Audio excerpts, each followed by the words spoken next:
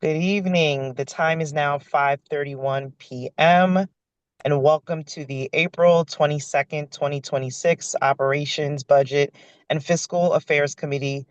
My name is Robin Brown. I am the Vice Chair and District 5 Board Member. It brings me great pleasure to welcome everyone to tonight's meeting. For those unable to observe now, the meeting is being recorded and will be available for later viewing on the PGCPS YouTube channel. Ms. Conley, please call the roll.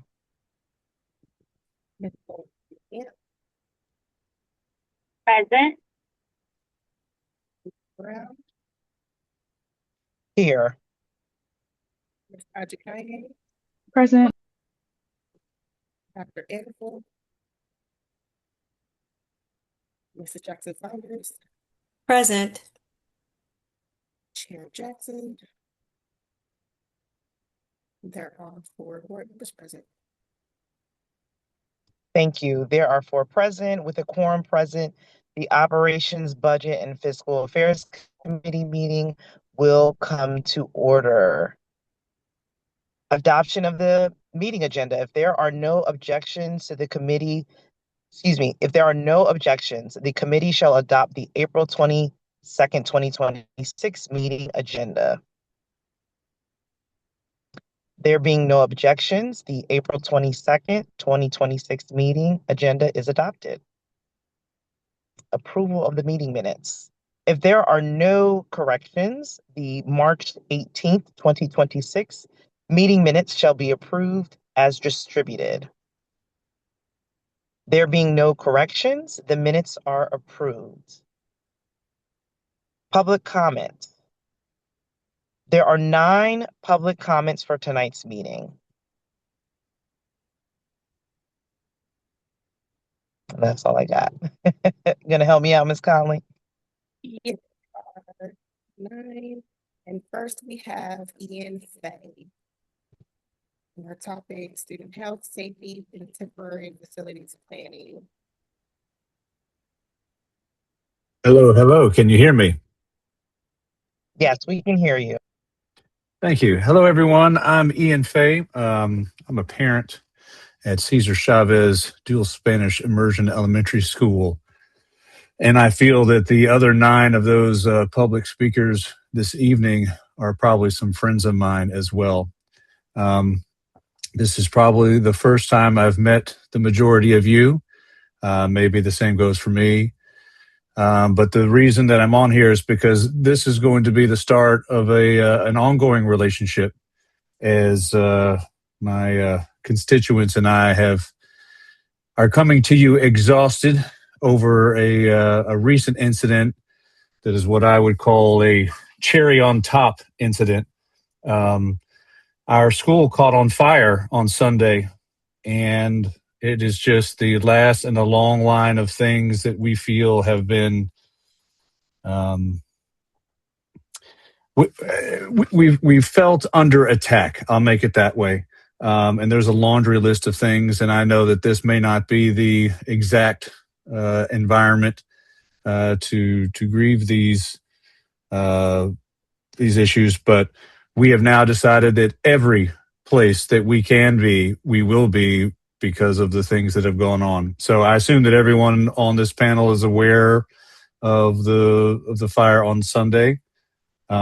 This comes after a number of other things, including a horrific name change situation that we have to deal with. Not to mention that our families, some are getting deported. We are facing budget cuts in areas that specifically affect us and our community. And really it's allergy season, and we just don't like that either. So I'll just top that on there. But I wanted to show up to go on the record that we're not happy and that we are interested in working with everyone who will be interested in working with us, to check off some of these grievances. And like I say, I don't believe that we'll necessarily be able to do that tonight, but I consider tonight a introduction you'll be seeing more of me. Thank you.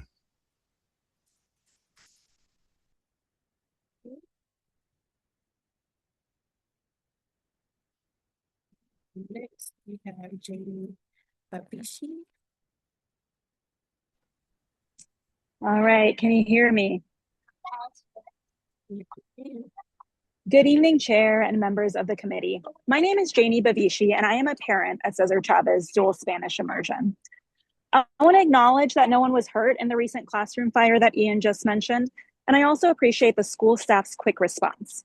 At the same time, many families have ongoing concerns about student health, safety, and learning conditions following the fire. Students are experiencing the aftermath in very real ways. My own child shared that our class has been moved for the remainder of the year and that our Chromebook smelled like smoke, had ash on it, and that headphones were burned and unusable. Another family shared that a student became physically ill upon arriving at school due to the smell. These are not abstract concerns. These are real, immediate impacts on students. It is also important to note, while there were no injuries, that appears to be because the building was unoccupied at the time. That fact should underscore how serious this incident could have been. This is not about whether the school has reopened. It's about whether learning environments are fully safe and ready, and whether families have enough information to feel confident in that determination. We understand that cleaning and air quality testing have taken place, but families have not yet received clear, detailed information about what specifically was tested, what standards were used, and what thresholds determine that a classroom is safe for students. There are also important questions about materials and equipment. What is being cleaned versus replaced, and how decisions are being made for items exposed to smoke, soot, or heat.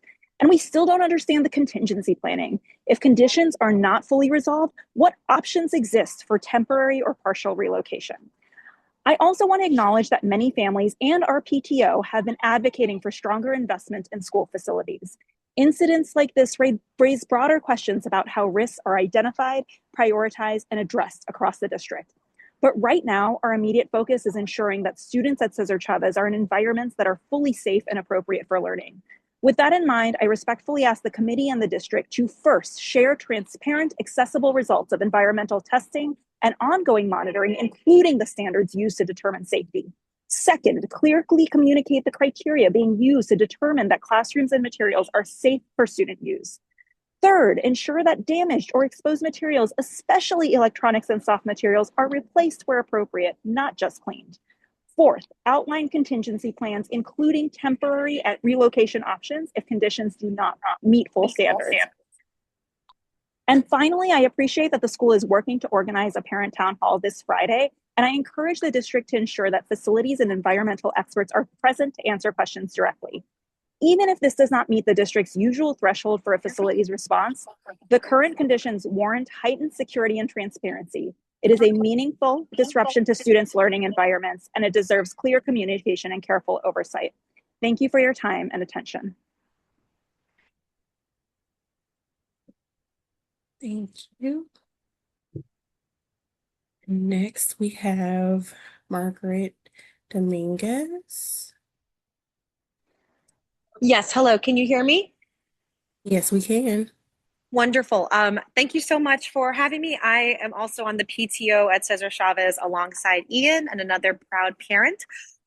Like Ian mentioned in the beginning, our school has faced a myriad of concerns this year, from supporting families around with a greater ICE presence, as well as dealing with the complexities and emotional impact of a possible renaming process after a disgraced public figure. So throughout, we have maintained to be active and supportive.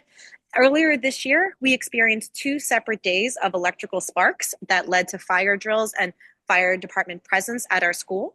And as you just heard from the previous comments, this weekend we had an electrical fire that decimated a classroom. While we are extremely thankful that nobody is hurt because the building was unoccupied, we've had enough. This fire has heightened already serious safety concerns in an aging, underfunded building, and leaving both parents and staff worried about whether our school is physically safe.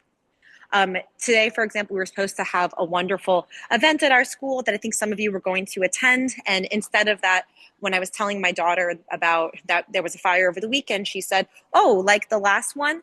And it breaks my heart that no child should have multiple electrical fire experiences to be able to compare one happening at their school.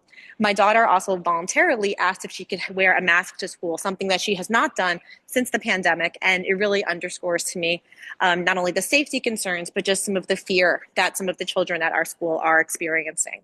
And throughout all these obstacles, our PTO has been working really hard to step up the best we can with fundraising and emotional support in different ways. Also trying to support our educators the best that we can, who are showing up and maintaining love and professionalism and guidance and heart with everything they're doing.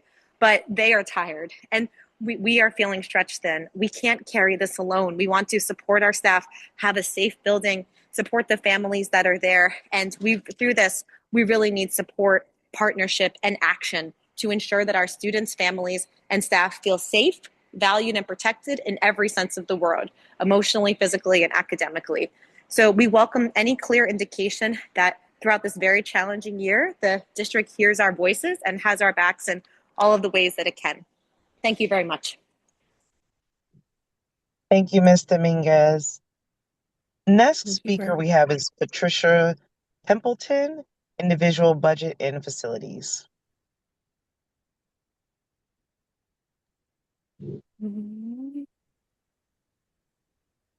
Oh, Is can you hear me? Patricia on? Oh, yep. Yes, Can we you can hear hear me? you. Thank you. Oh, perfect. I'm also a parent from Cesar Chavez. I have a daughter in kindergarten. Also calling about the recent fire.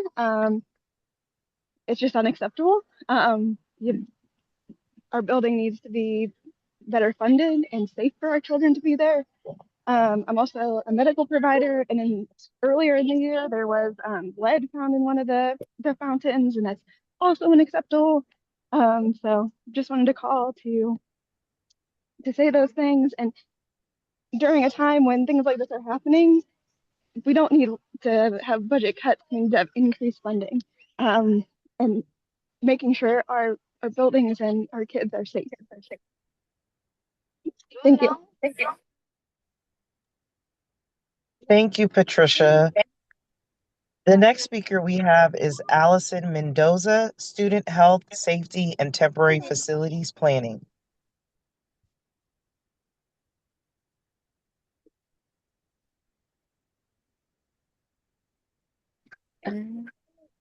Hi, good evening. I'm gonna miss some family, um, you know, chaos, if you will.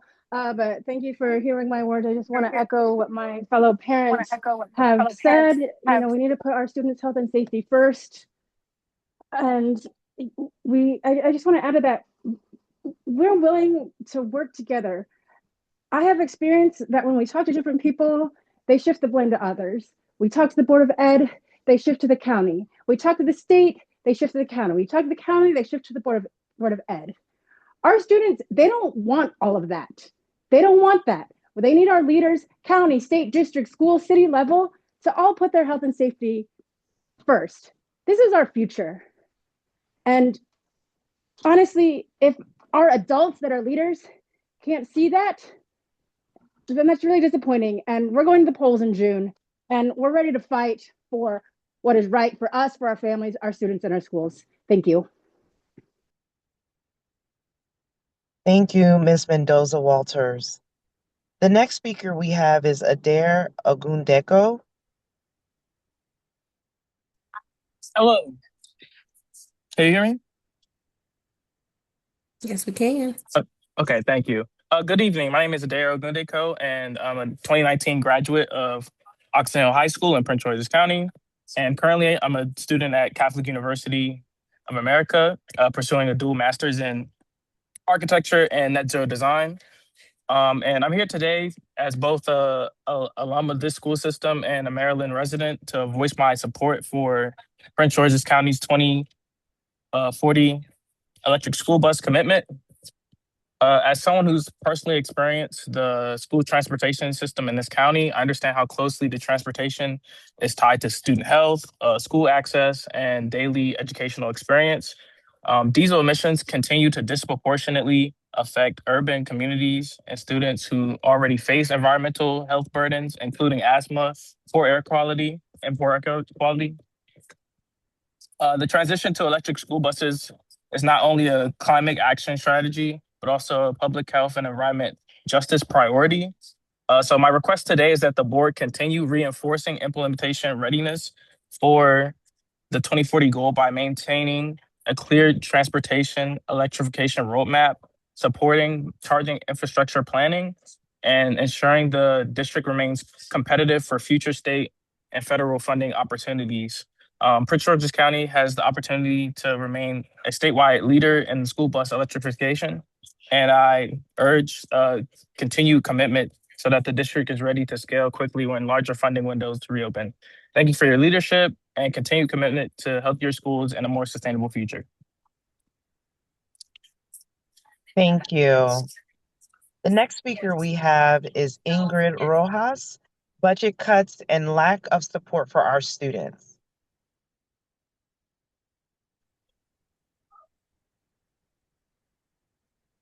Good evening, everyone. Buenas noches a todos. My name is Ingrid Rojas, and I am the parent of a child who attends Cesar Chavez Dual Spanish Immersion School.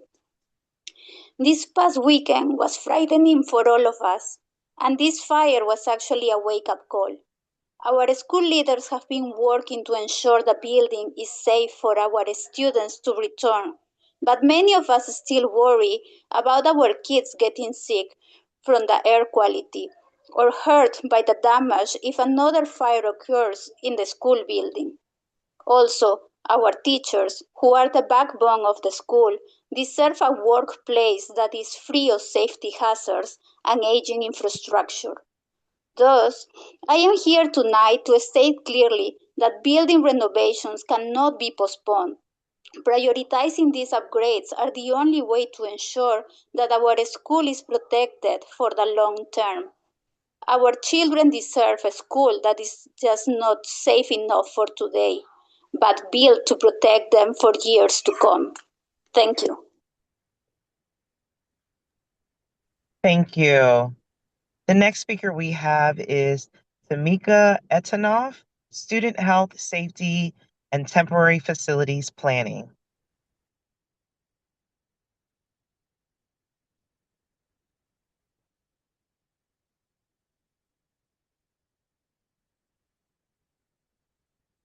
Miss Tamika, you are up if you are here.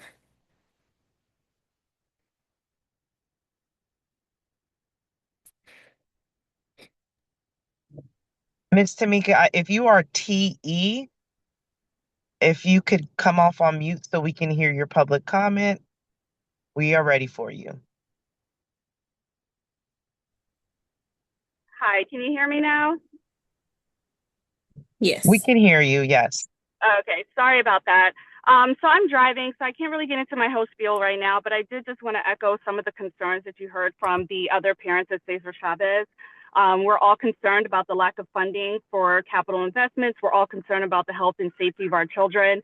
And we just urge you all to do what's right and to invest in making sure that our children are safe, and not just when there's an issue, but like preventing future issues and making sure that schools across the district have the resources they need to be safe. Thank you. Thank you. Our last speaker for tonight is Timothy Meyer, Individual Investment in School Construction.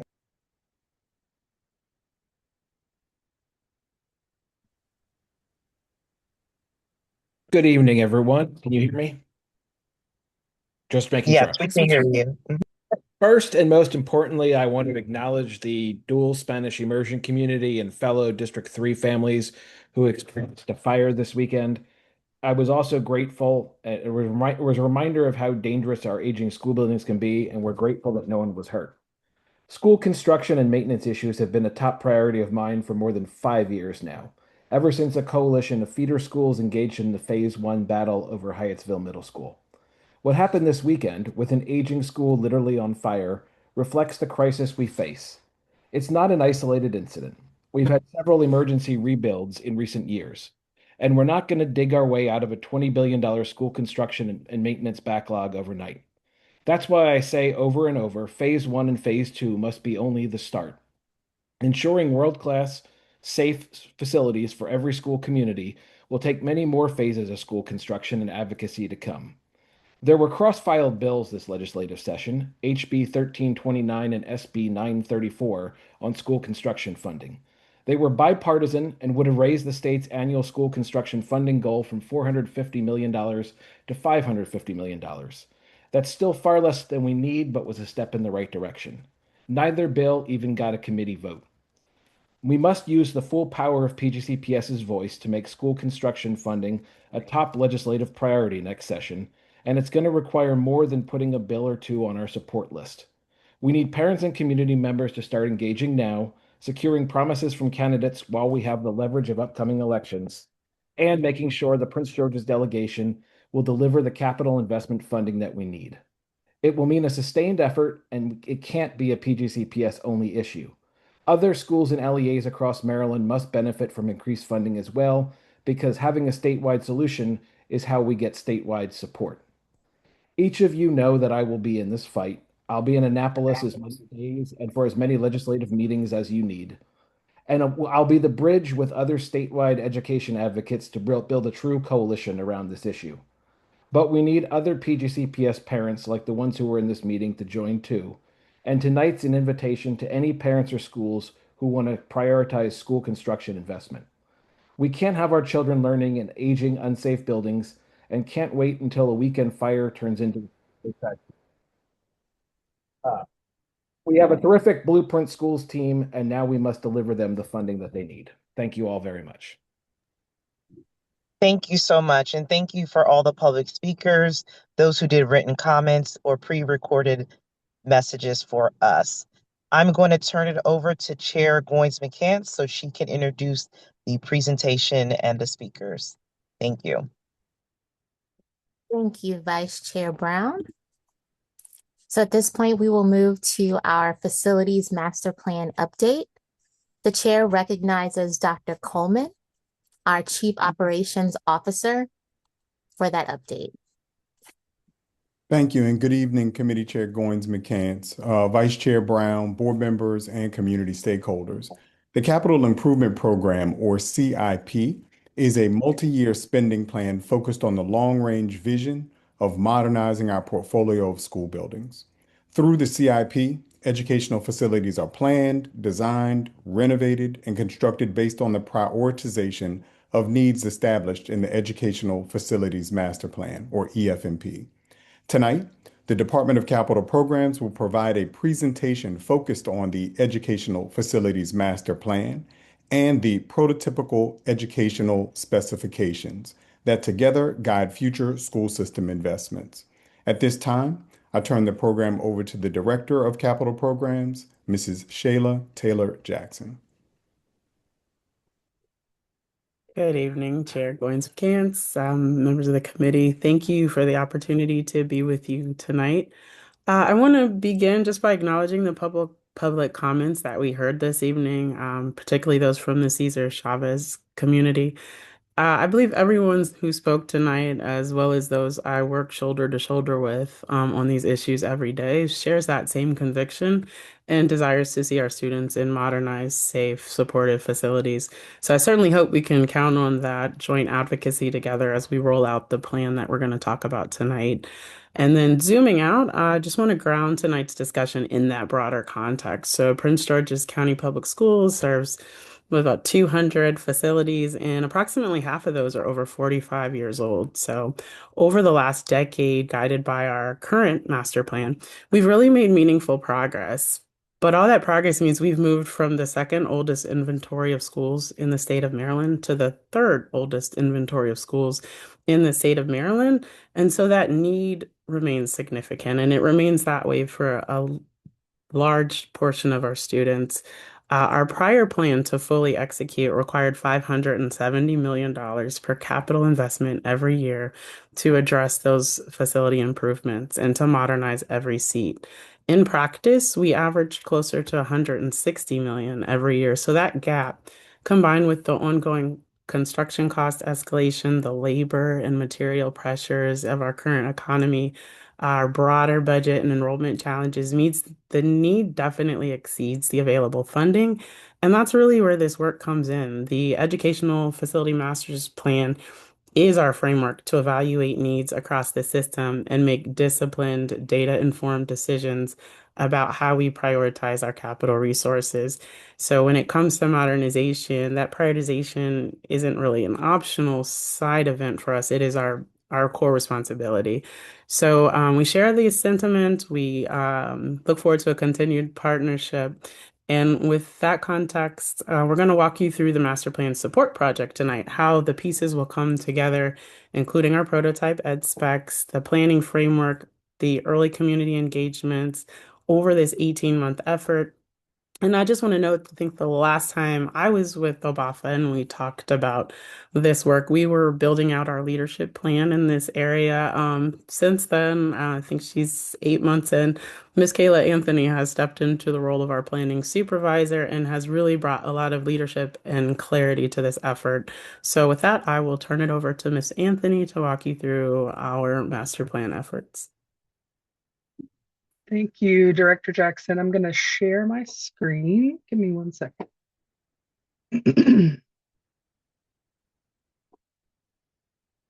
And I'll wait to confirm that you can see that. Yes. I'm seeing some nods. Excellent. Okay, thank you. Well, good evening, everyone, board members, community members.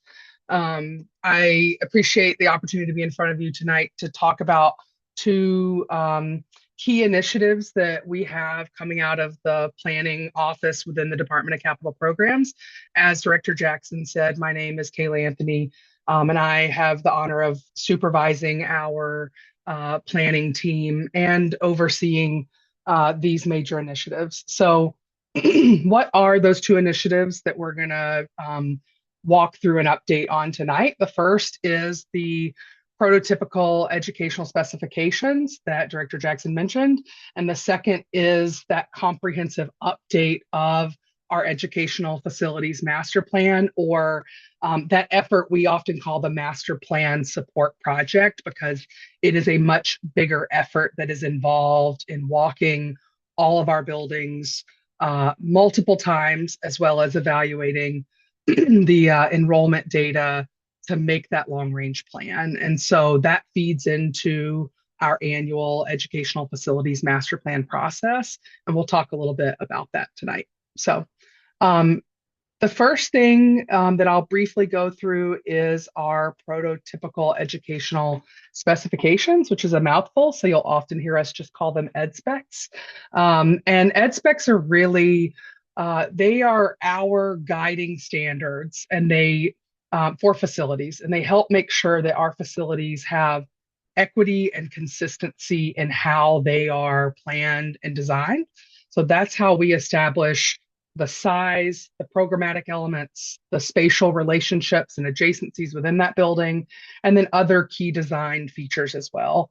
They do not answer every single aspect of a building's design, because there is a site-specific ed spec that occurs, as well as the actual facility design process we go through, but they help set that standard for us as a portfolio.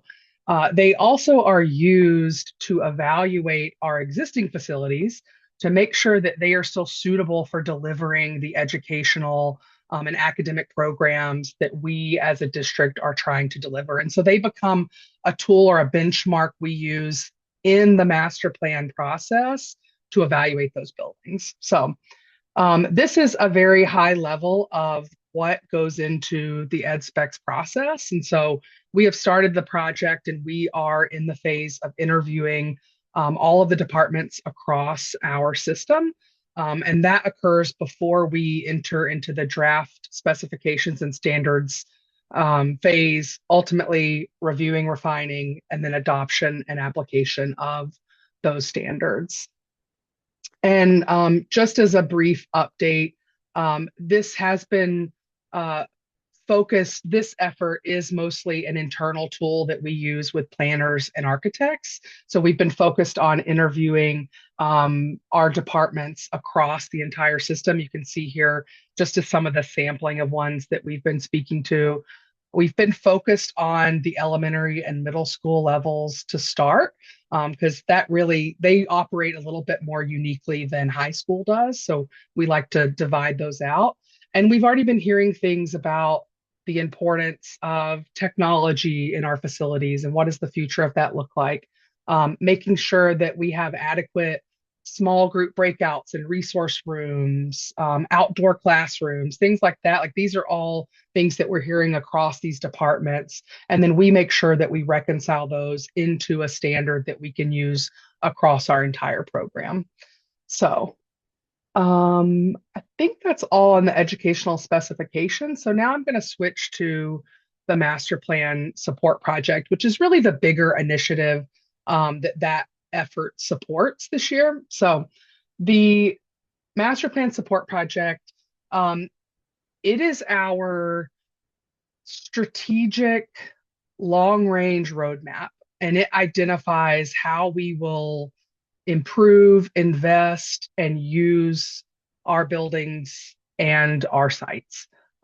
It looks at our enrollment and our enrollment forecast and projections. It looks at our facility conditions from a building perspective, as well as from an academic delivery perspective. It looks at what our educational programs that we wish to deliver are. So if we are changing certain CTE programs, like maybe we want to offer an electric vehicle CTE program and not just auto body, how do we incorporate that into our entire portfolio? And then ultimately, it also takes into account equity across the portfolio to make sure that we're investing equitably across the county. And so this is high level, some of the key elements that go into that process. We are in the throes of data collection right now, and that is a really a year-long process for us to be able to collect the data that we need across our facilities. But we will also begin through that in engaging the community on some of the things we're learning and also just hearing from them about what's important. So I'm going to talk about those two pieces tonight, which I think are really critical and what is coming up or what's on the horizon for this process. So the first piece, the data collection, is what data are we collecting and why is that important to us? So I know we throw some of these terms around and I just think it's important to level set so we're all on the same page. So a facility condition assessment really looks at our school buildings and it takes into account those major systems that are really the bones. We talk about like it's got good bones, like that's the bones of our building. So what does the major systems like plumbing, HVAC, roofing, windows, electrical, and then other core infrastructure throughout the building, what's the age of those systems? Which of them may need replaced and when, or what is the maintenance schedule for those over time? And we really use that as like more and more of those systems appear to be at the end of their lifespan. We use that to prioritize and schedule which facilities are going to get those capital improvements. So that's the physical element of it. And then there's the educational suitability piece, which I mentioned earlier. That's what those prototype specifications feed into.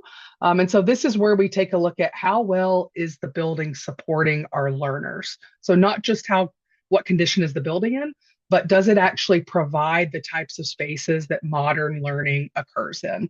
And so we will take a look at the classrooms, but also our common areas, our resource spaces, what technology access is there, natural light, air quality, et cetera. Those are all pieces of the educational suitability piece. And that helps us know where our buildings may not align with how we're delivering our program, and then also guide us on where renovations of space may be needed, an addition, or ultimately, if several of these categories are triggering as poor condition, then you're looking at a major modernization or a replacement of that facility. And so those are the key pieces that we are out walking our buildings.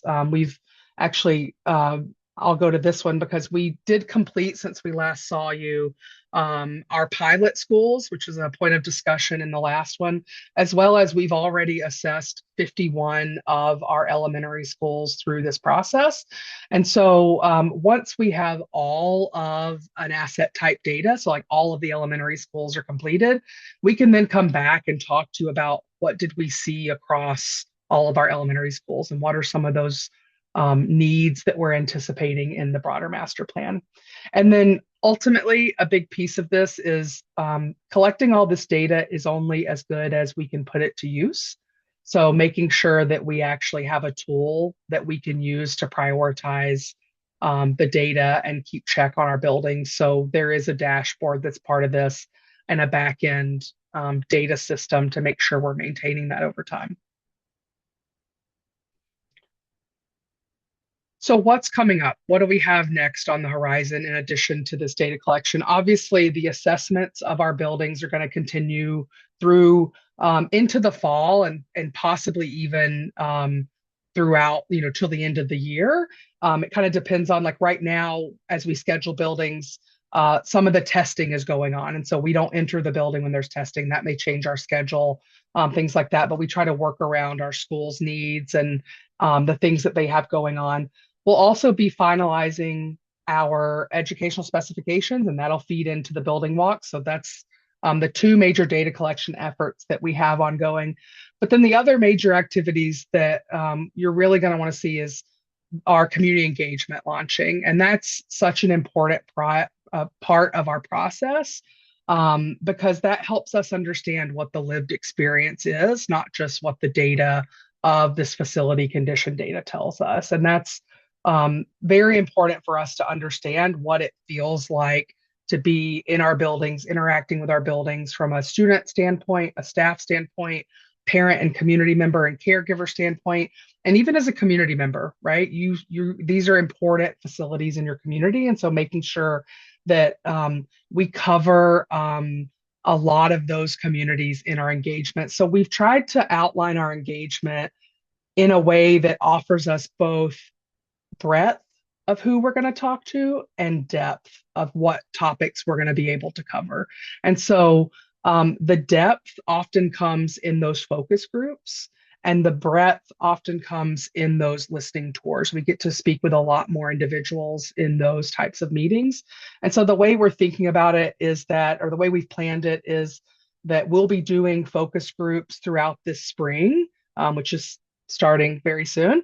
And then we're currently working and anticipating a website launch in the summer. We know that a lot of people are out of town during the summer. And so we're trying to get our, all of our ducks in a row so that we're ready for fall engagement, and anticipating in the fall of 2026, we would engage in a countywide listening tour, which is when we will be in your districts. We want to go into all of the board members' districts, partner with you to make sure that we are getting all of the community members, the word out, the community members there so that we can hear them and understand what that experience is. And then ultimately, we will use that to feed into the plan, begin some scenario development next year based on all of the information we hear, and we'll be able to do another countywide engagement about some of those scenarios and ideas for the recommendations. So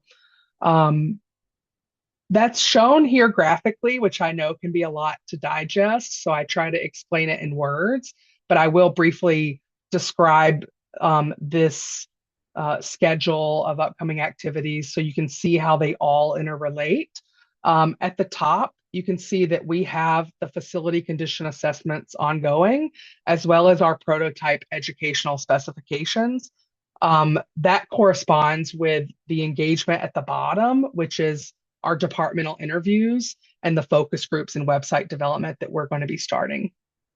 We will also be in summer beginning our educational suitability assessments once those educational specifications are complete.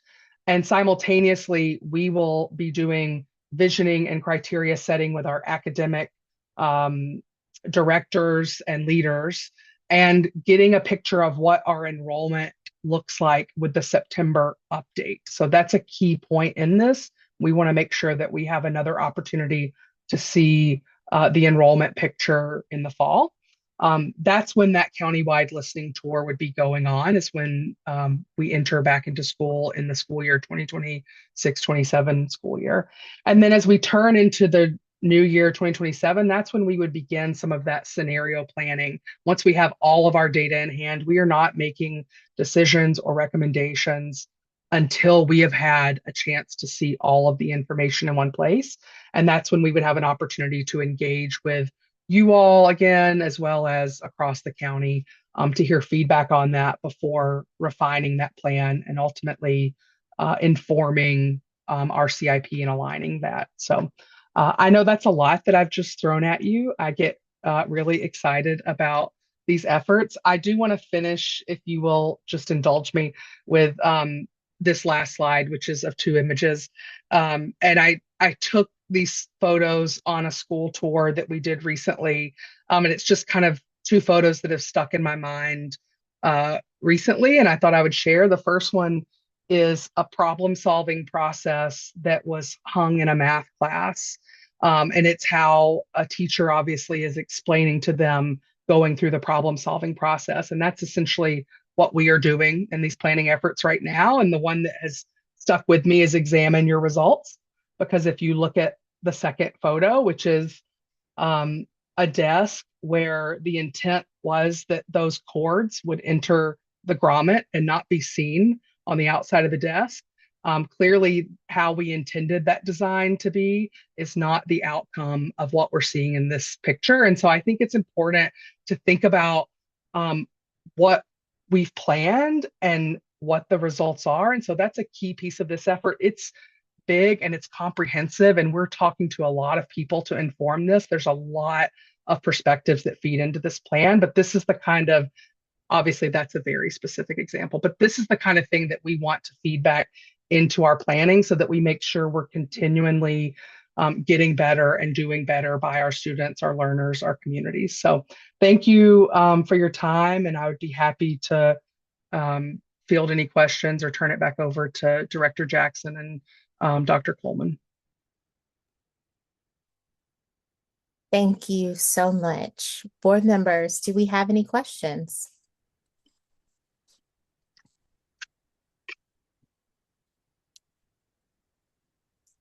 So I do have, I'm giving my colleagues a moment. I do have a couple. Can you explain a bit more about the difference between the departmental interviews and then the focus groups? Yeah, that's a good question. So you might say they're both focus groups. Some are just internal and some are external, right? But essentially, it is us bringing together individuals to hear their perspective on a topic. Departmental interviews are our internal stakeholders. And so in the facilities division, we want to make sure that we hear from the academic side and we hear from all of that side. And so we conduct a thorough set, excuse me, of interviews to make sure that we're hearing all of their needs. The focus groups are more externally focused. And so that's where we will plan to speak with students, the PTAs, specific targeted outreach groups like our Disability Advisory Board, parents of special education needs, immersion programs, people who might have a different experience than what if we go to a general community meeting and we're fielding a lot of general questions. It's our way of targeting those specific populations to make sure we're hearing that experience. And I guess in terms of those two separate ways of engaging, are principals, leadership teams, and teachers engaged in those processes as well? Yes, they are. And are they in the departmental interviews or the focus groups? Principals would fall more as like a focus group for, I mean, it's essentially the same. They're more of a focus group, whereas our administrators and our leaders would be more of those internal department and leadership interviews and meetings. Got it. So I guess in that, is there a space, like say I am a teacher at a specific school, is there space for me to elevate what the instructional needs might be for my building as it relates to facilities? Like are in that engagement, are we engaging with FACs, for example? Are we sending out surveys specifically to teachers? Or is it just if they happen to fall in one of those other groups, they're able to elevate that for their building? I would say that am I allowed to continue? You can continue. Okay. I would say that I can't guarantee that our process will touch every principal, but we are trying as much as we can to provide opportunities where every principal can give us feedback in some manner, right? So whether that is uh, through a established focus group or a community meeting, whether that is via we have facility processes where they can provide input through their leadership that they're always able to give us that feedback for that goes to our facility advisory committee. Um, or if that's through some of the surveys that we'll hear from, I don't have a list of every principle that I'm making sure to check off on, but we are trying to get a broad representation from our principals in new buildings and old buildings, because I think that's an important piece of this too. We want to make sure, especially on the prototype specifications, that we're understanding in the new things we've designed that that is what we want in future new buildings as well. From our teachers in older buildings, making sure that we understand representatively that what they're experiencing, how we can improve that daily lived experience.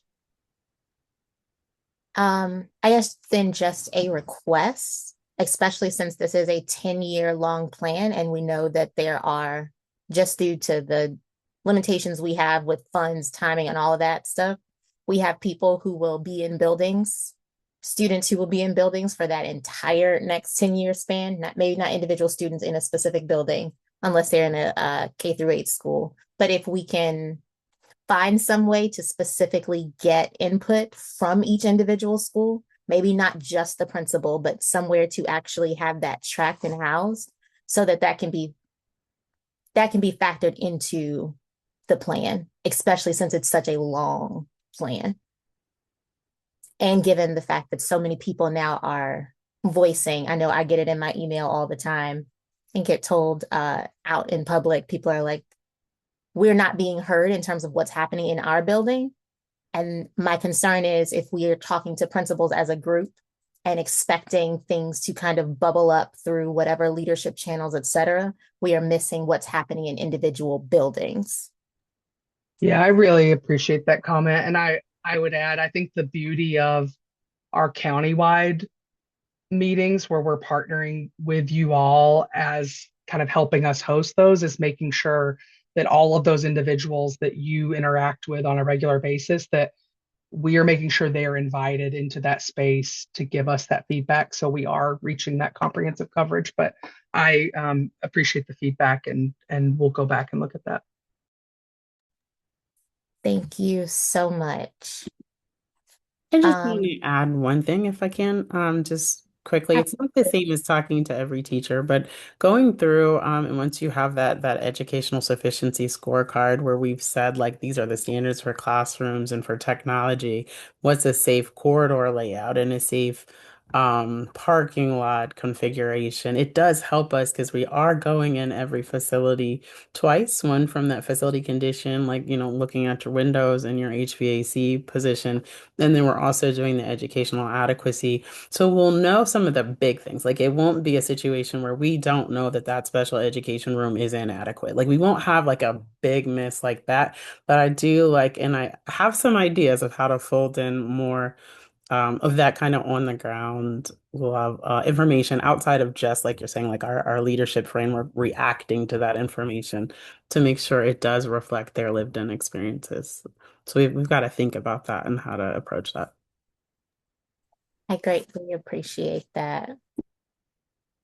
Board members, do we have any additional questions? Board member Jackson Saunders? Thank you, Madam Chair, and thank you very much for the presentation made this evening. It is indeed enlightening and quite helpful. And I appreciate the foresight in the countywide listening sessions that are being planned. Specifically, do you have a plan for how you'll report back out to those stakeholders what you have actually heard? So, what I get is yes, they listen, but we never know what they are doing with that information. And so it seems like it's more of a communications issue. And I'm wondering, what have your thoughts been about how to make sure the stakeholders who you've taken the time to listen to know indeed that you've heard what they're saying and how you're going to respond to it going forward? Absolutely. Yeah. Closing that feedback loop is really important. Part of the importance of having that website and then also having multiple meetings is that we'll be able to show here's what we heard and here's how that impacted the plan. Obviously, not every comment will result in a change, but at least we can show how what we heard and summarize that so that it's posted publicly. Absolutely. Thank you. Seeing no additional hands. Dr. Coleman, does that conclude the presentation for operations? Yes, it does, Board Member Goins McCants. Thank you.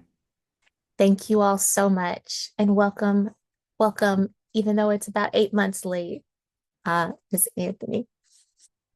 With that, we will now move to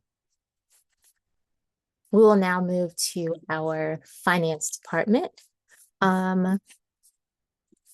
And I know we do not have Chief Howell, so the chair recognizes Director Siobhan.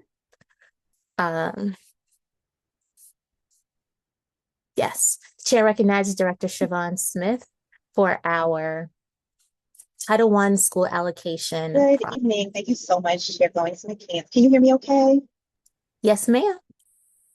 Okay. So today we have a presentation coming from our Title I office.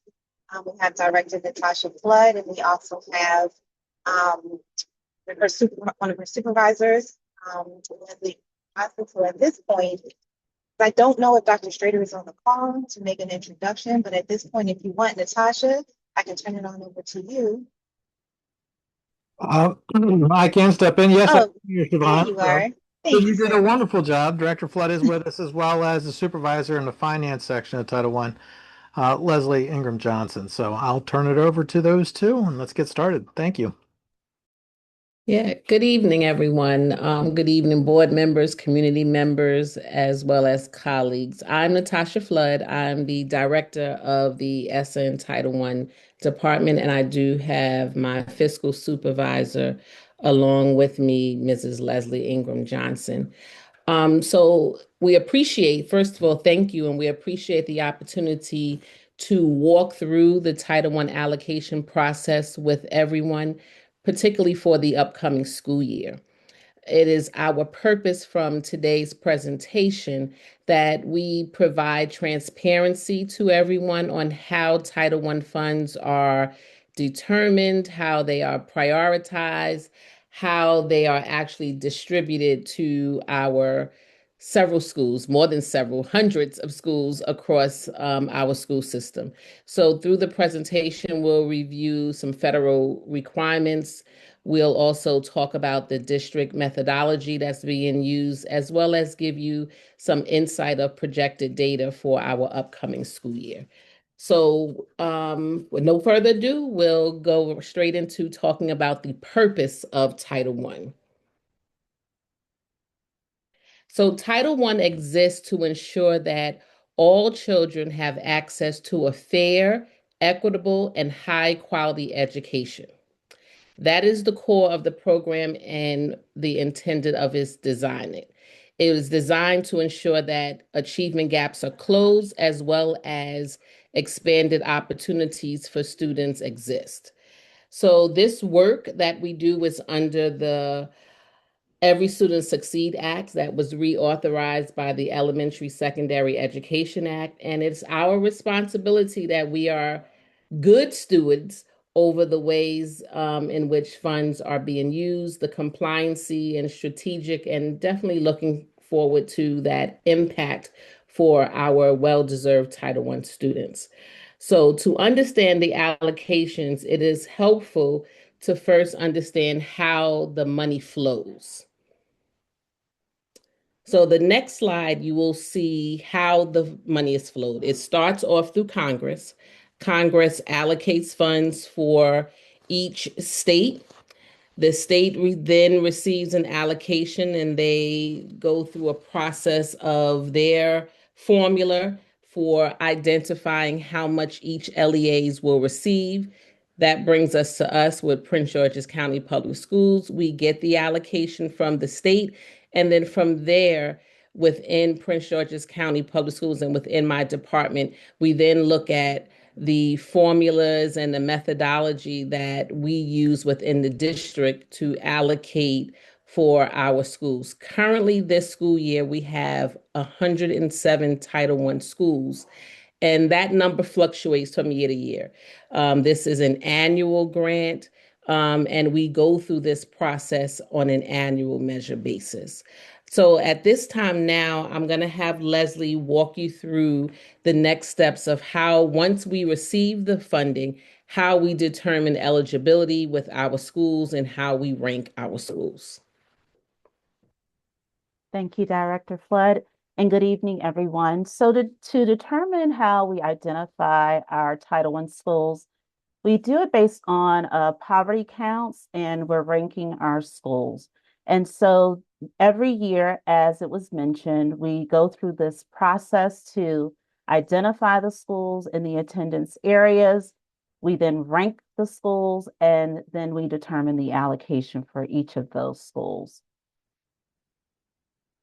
So how do we identify those schools? They're based on two data points. And those data points are the September 30th student enrollment. And this is validated by our Pupil Accounting and School Boundaries Office. And then our October 31st direct certification enrollment data based on the data we receive that is validated by our Food and Nutrition Services. We use the direct certification data because this is a process which children are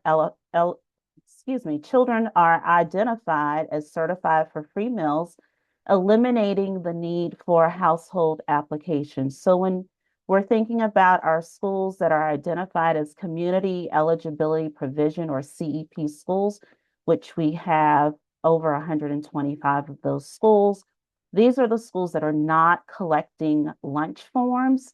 They are directly certified. And so this correlates with the economically disadvantaged student group on the Maryland report card, as they also use direct certification. And for a student to meet one of the criteria for direct certification, their household is identified for either SNAP or food supplemental program, which is how Maryland terms the program as well. Temporary assistance to needy family. Maryland also terms it as temporary cash assistance, or a foster child. So here's an example on how we use the two data points to determine the percentage of poverty. So as you can see, this is Achievers Elementary, and on September 30th, there was 494 students enrolled, and on October 31st, 312 were directly certified, which gives us a percentage of poverty for that school at 63.16.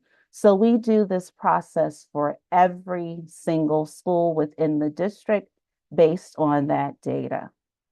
So now that we have how we calculate the percentage of poverty, now we go through that ranking process, and the schools are ranked in descending order of poverty. By law under ESSA, all schools with a percentage poverty of 75% or higher must be served. Any school that falls below that threshold, as a district, we do have the flexibility to rank the schools continuing in descending order or by specific grade spans. And so, and with grade spans, you can rank them. You're choosing elementary, or you can rank all academies or all high schools. But as a district for Prince George's County Public Schools, we do use grade span grouping. So again, we determine what the district-wide percentage of poverty for each school, then overall, the district-wide percentage of poverty. So adding up total enrollment, total number of students directly certified, and that gives us our district-wide percentage of poverty. Next, as I stated, we will rank all schools within a grade span. So we put the academies and the elementary schools together because there are overlapping grades within the academies, and primarily most of the grades are at the elementary grade span within that. So those are ranked together, middle schools and then high schools. Based on each of those three grade spans, each of them have their own percentage of poverty. And this can be what we are used to determine the cutoff point by grade span.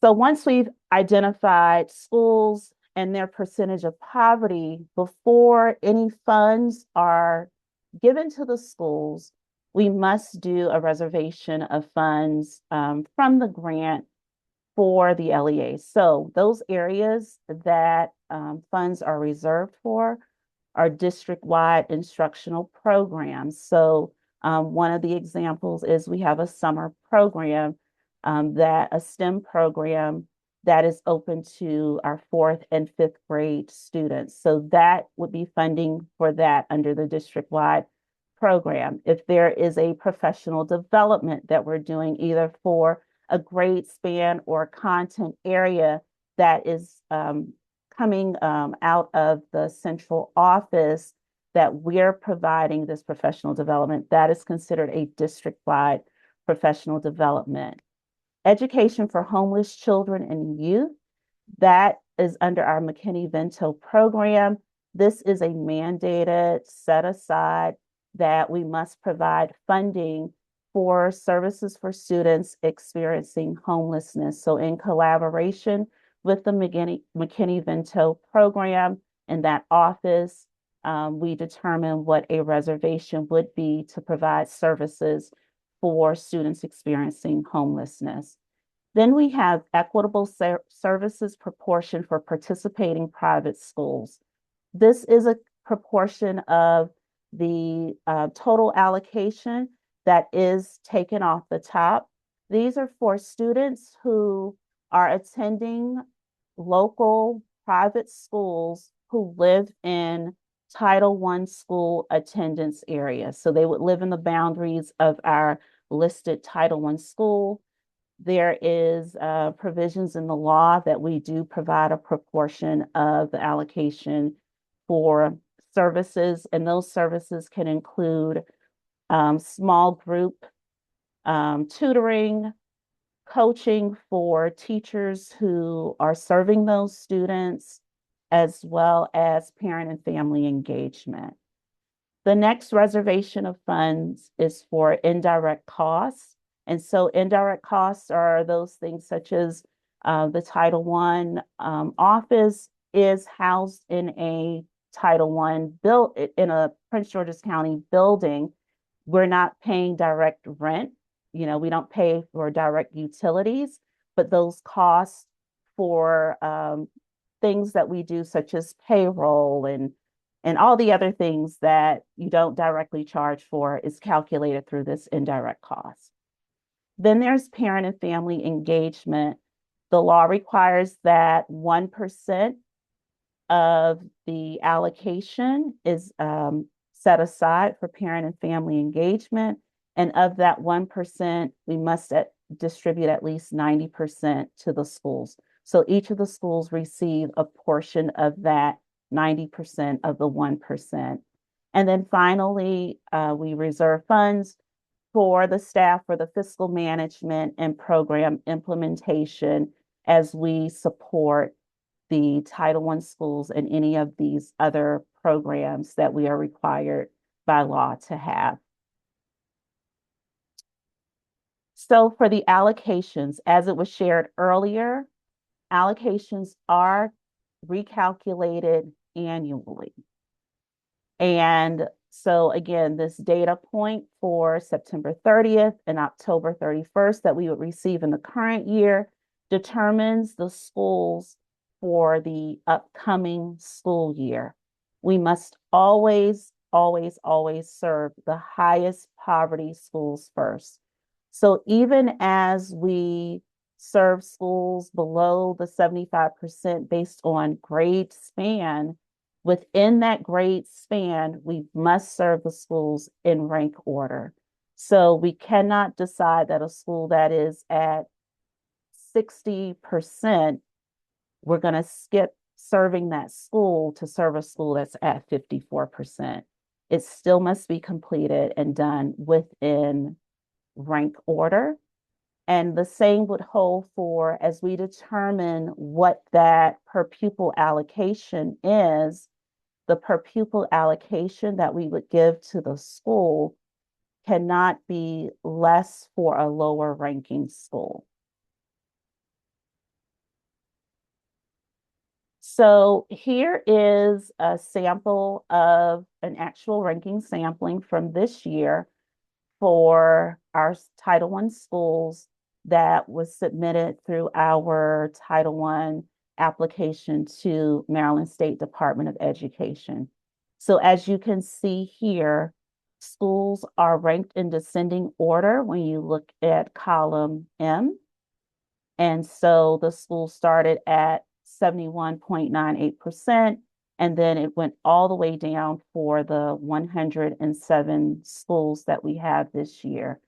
This document shows their school improvement designation, if the school came in as school-wide or as a targeted school, the grade span of the school, identification if they are a CEP school, and then in the columns N and O, those are those private school children under the equitable services who are residing in the attendance area. So all this information is here, in addition to the per pupil amount that is allocated to the different grade span.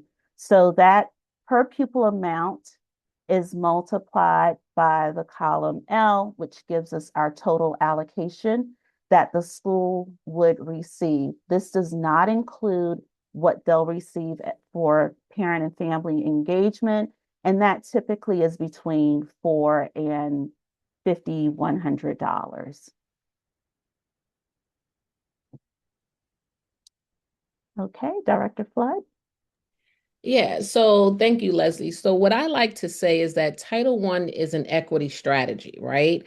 But not only is it an equity strategy, it's also built on an accountability commitment. So with that said, I'm going to walk you through what we're doing, the allocation for currently this school year, and then I'll take you through the projected piece for our upcoming school year. So currently, as I've stated, we have 107 Title I schools. Through that pass-through grant, we received a little bit over $52.8 million.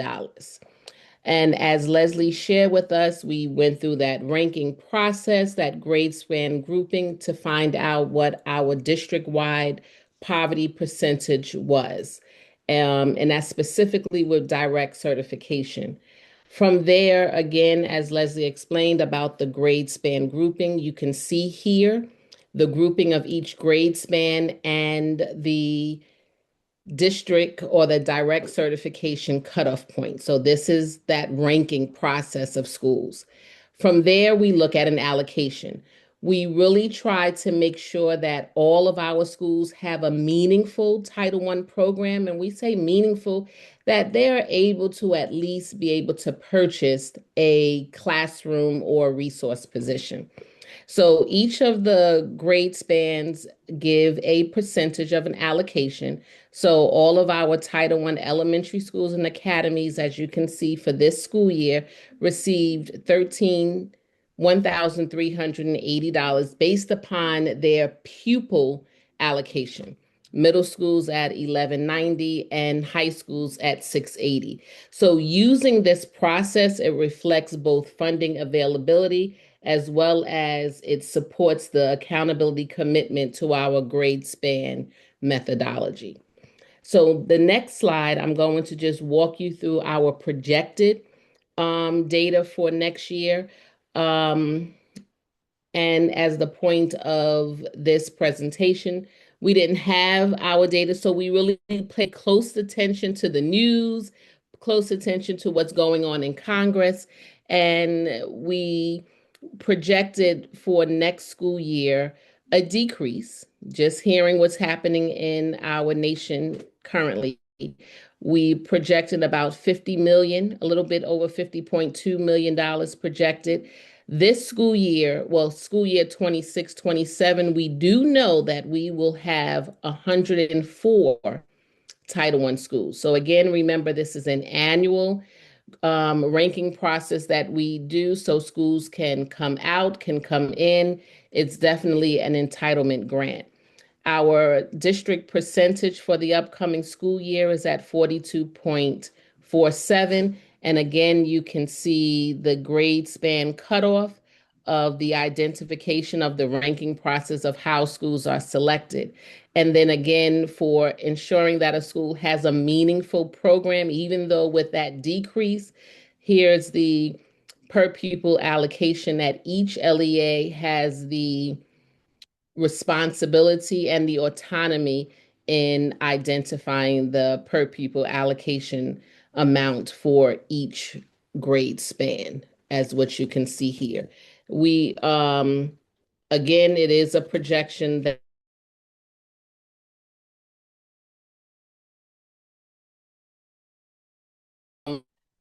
all right. So if there are Flood, I don't know if it was just for me or if everybody heard, but you froze a little bit at the end of your, I think the last thing I heard you say was projection, and then you froze for a oh, little. wow.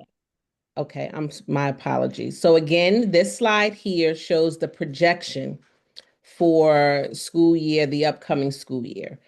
We do know, based upon our ranking process and identifying schools, we will have 104 schools for next school year.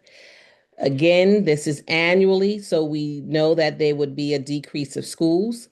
The allocation, again, here's the cutoff piece of the selection of the schools that make up that 104 schools, and as well as to ensure that schools have a meaningful program, and as a meaningful program that schools are able to at least purchase a classroom teacher position. We provide or have the autonomy to create a per pupil allocation. And you can see the per pupil allocation amount here listed on the screen.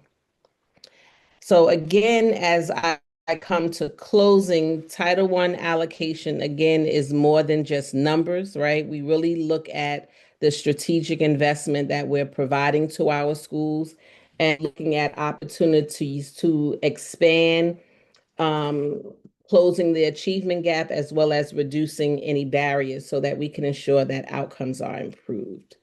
So at this time, I'll turn it back over to my chief, Dr. Strader. Thank you very much for the presentation. I believe we're good for questions now. Thank you so much. Okay, board members, do we have any questions?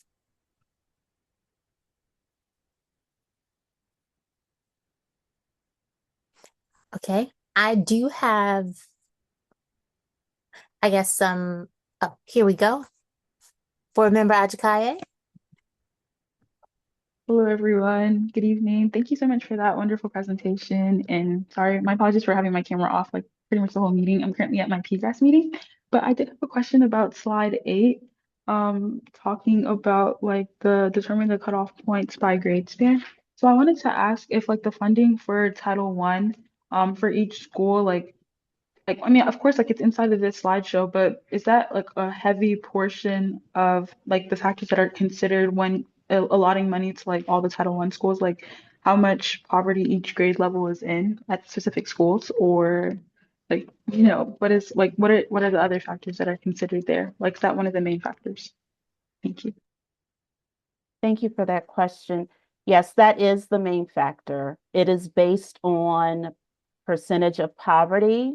That is how all of the schools are ranked. There are no other factors that are taken into just those two data points, October 31st for the direct certification and September 30th for enrollment. And that is how it is ranked across the nation for every school district.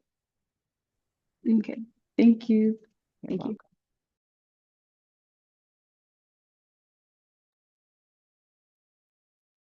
welcome.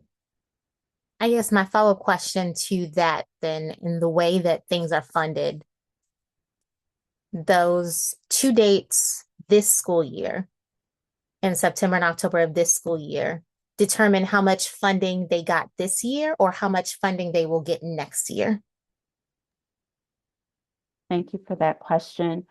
The two data points only determine how the school is ranked based on percentage of poverty. It does not determine funding. Funding, as was shared on the slide, funding is a pass-through grant. So the funding is based on formula census data of students ages 5 through 17 throughout the state.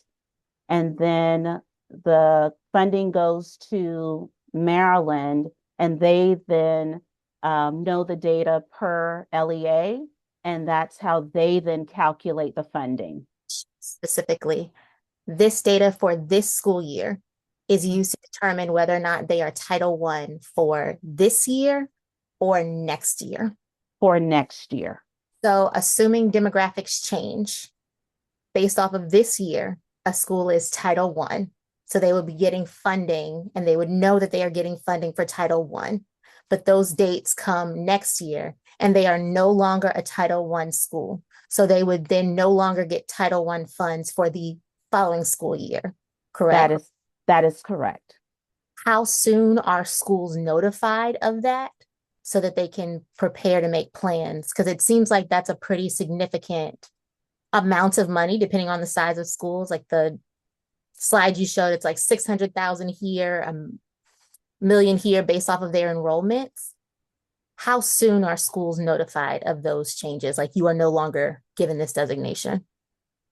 So the schools are notified in the January, February timeframe that they're either exiting Title I for the current school year, or they will be onboarded in the new school year. And that comes before this budget season occurs. And so they're aware of what the funding, now it is always projected because we get the funding, the allocation, it can come anywhere between May to September. So we give projections, and that's how they are able to budget their staffing as well as any discretionary funds after they've determined staffing. But we do align to the district's budget season, which is why we need to help them notify them that they're identified for Title I or not. Thank you so much. You're welcome. Vice Chair Brown? Yes, thank you so much, and thank you for the presentation. I think my one question that I do have for the schools that are not Title I, I think I only have one or maybe two in my district. But for the schools who are not, I know some of them have a program where if kids are not able to have lunch, the principal has a loan or some sort of pot they're able to choose from. Is that money that is also allocated from the grants as well, or is that a separate pot? I believe that would be a separate pot because for Title I, we only serve those schools that have been identified and there's specific budget guidance and supplemental funds to the instruction. All of our Title I schools are identified as CEP schools. And so those students receive 100% of the students receive breakfast and lunch at no cost through this community eligibility provision of the National School Lunch Program. And if I could add, thank you for the question, Board Member Brown. That's one of the advantages to our Food and Nutrition Services program expanding the number of CEP schools because it allows the students to eat free, whereas in our non-CEP schools and non-Title I schools, we still have to provide a meal if students want to eat, even if they can't pay for it. And so that actually ends up being creating a budget deficit across our schools that then we have to contend with as a district. That's Thank incredibly. you. Thank you for the clarification. Board Member Jackson Saunders. Thank you, Madam Chair. And Dr. Coleman, I kind of want to follow up with what you just said and then ask a question. Recently at the National School Boards Association conference, we heard about the potential impact of HR 1 or the Big Beautiful Bill beginning in the fall. My question is there an impact with regard to eligibility for Title I schools as it relates to SNAP or the lunch program? Because they also talked about the fact that obviously if the school is not eligible, then students who need to eat comes at a cost to the county. So if I'm off base, just let me know. But is there any correlation between HR 1 and the new policies that will come into effect in the fall and the budget impact on PGCPS? So as far as state legislation, I have not heard of any impact on our upcoming food service program. I would have to defer to Director Kirkland, our Food and Nutrition Services Director, around federal legislation under the Big Beautiful Bill.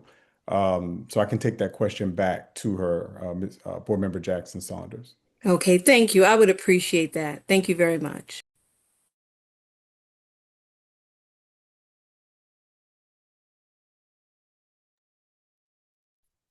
Board Member Ajakaye. Yes, thank you so much.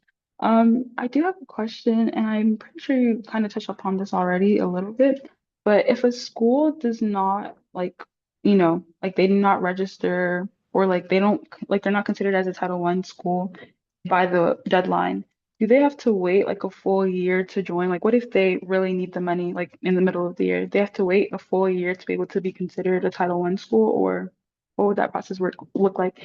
And then, in addition to that, is there part of the money that is being allocated for Title I schools, are like are some parts of the money like, just being saved for schools who eventually do find out that they're a Title I school, like maybe in the middle of the school year or close to the end of the school year, like third quarter, fourth quarter?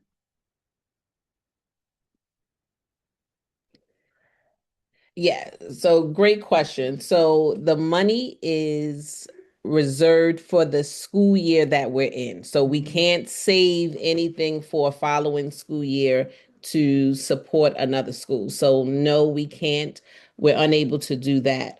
So again, we utilize those two data points of September 30th and the October standpoint in order to identify those schools at the beginning of the school year. So in the middle of the school year, once we've made these identifications, that identification lasts from the beginning of the school year to the end of the school year.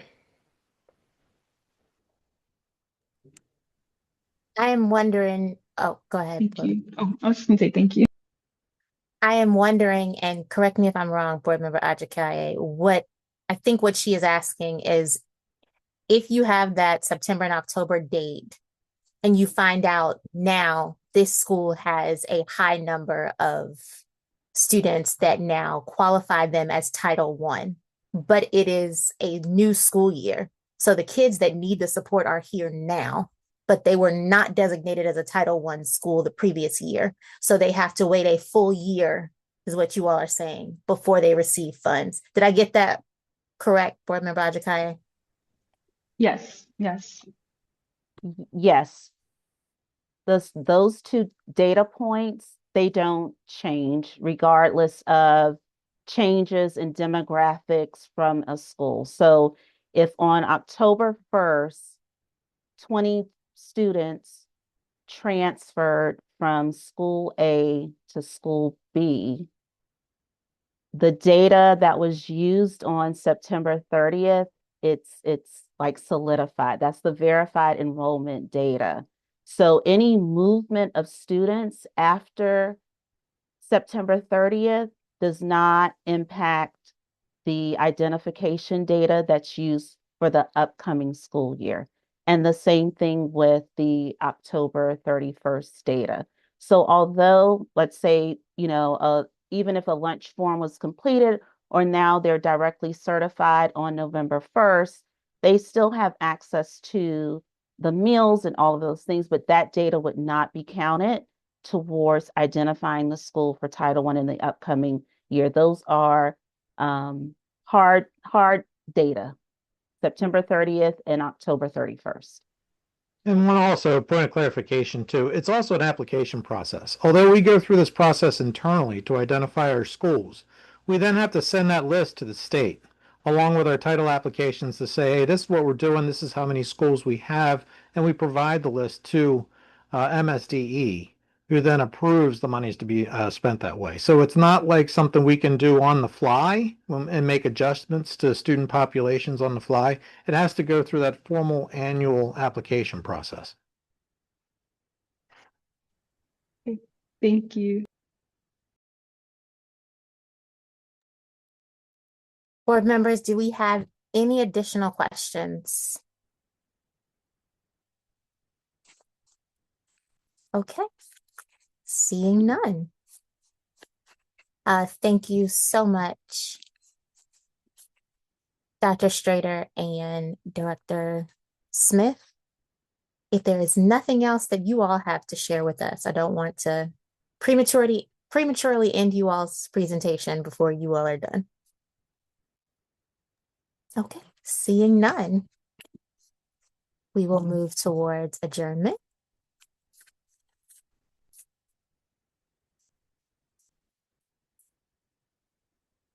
Thank you everyone for being here. I would like to inform the public that our next Operations, Budget, and Fiscal Affairs Committee meeting will be on May 18th, 2026. Please continue to check our Prince George's County Board of Education website for meeting updates if there are any. There being no further business, the time is now 6:58 and the April 22nd, 2026 Operations, Budget, and Fiscal Affairs Committee meeting is adjourned.